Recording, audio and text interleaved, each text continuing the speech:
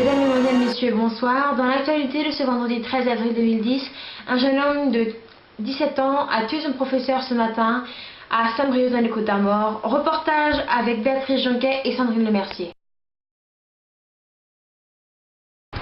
Oui, en effet, Laurence, je me trouve sur les lieux du drame, actuellement fermés pour des raisons de sécurité et afin de laisser les policiers et les médecins enquêter comme il le faut. Cet après-midi, une cellule psychologique a été mise en place pour les élèves et les enseignants du lycée. C'est une douloureuse nouvelle qui s'abat sur Saint-Brieuc, malheureusement. Ce matin, aux alentours de 10h30, dans un lycée de réputation calme et sans histoire, un drame a eu lieu. Nous allons vous montrer une vidéo amateur qui a été prise quelques instants avant cet événement. Je vois que vous êtes intéressés. Troisième chapitre, réforme et absolutisme. Mais avant cela, j'ai la copie de Monsieur Léo à rendre.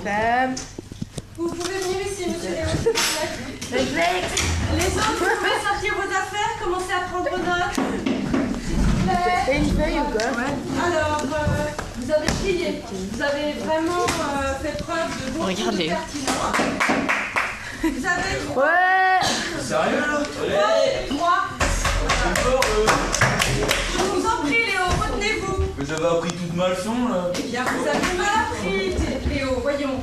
N'importe quoi, c'est où? Vous savez pas corriger, c'est n'importe quoi ça. Bah ouais là. Oh.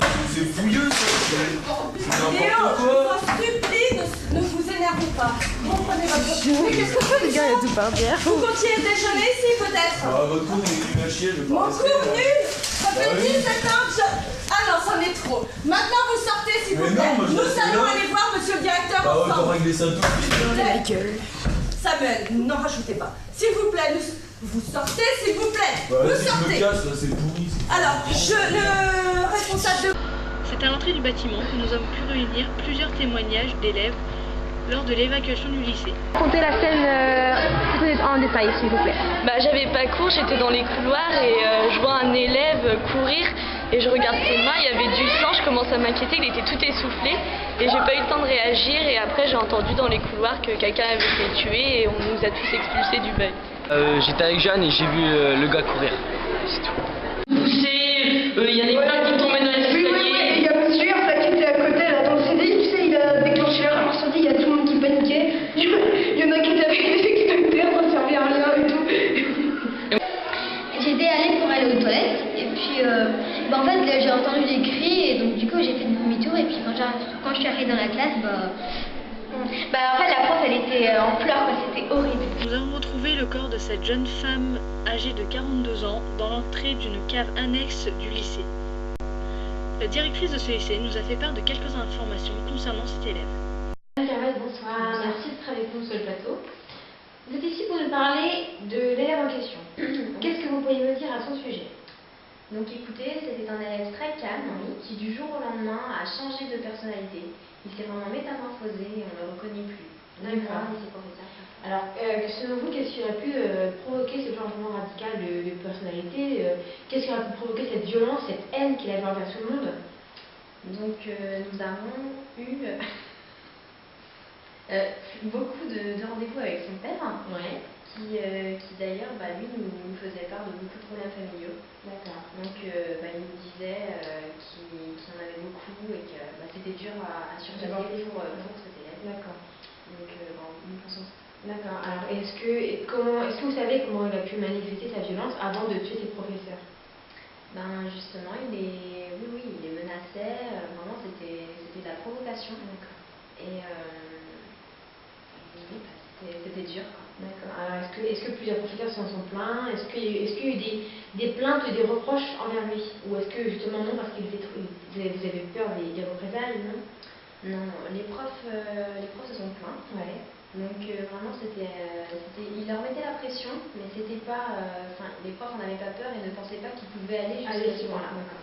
Donc ils s'en plaignaient, mais ça n'allait pas. D'accord. Il avait des amis quand même à l'école ou pas? Pas vraiment, c'était quelqu'un qui était assez solitaire, puisque ses camarades savaient que c'était pas quelqu'un de fréquentable. D'accord. Eh bien écoutez, Madame Kermel, je vous remercie. Je pense que vous avez pu éclairer plusieurs points sur certains sujets pour certaines personnes. Je vous remercie. Merci à vous. Et merci pour votre reportage et votre témoignage. Merci. Merci. Au revoir.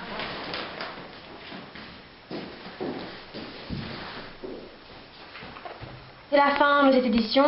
Tout de suite, la méthode des films de Léa, suivi de RIS Polyscientifique. À demain et bonne soirée sur TF1.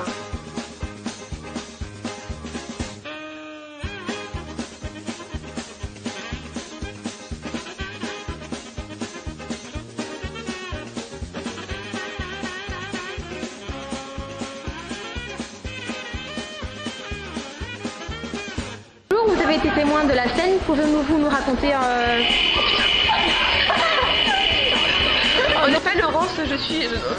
effet, Laurence, je me trouve sur les lieux du drame, actuellement fermée pour des raisons de sécurité et de...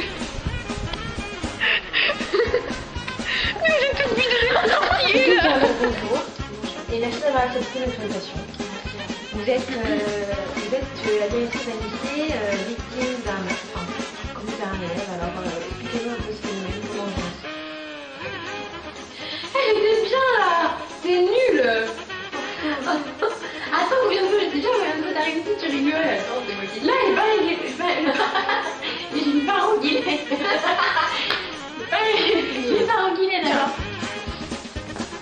Madame Kérounès, directrice du lycée Saint-Pierre à Saint-Milieu, quelles ont été vos premières réactions face à ce drame? Je savais que vous allez pas Mesdames et messieurs, bonsoir. Dans l'actualité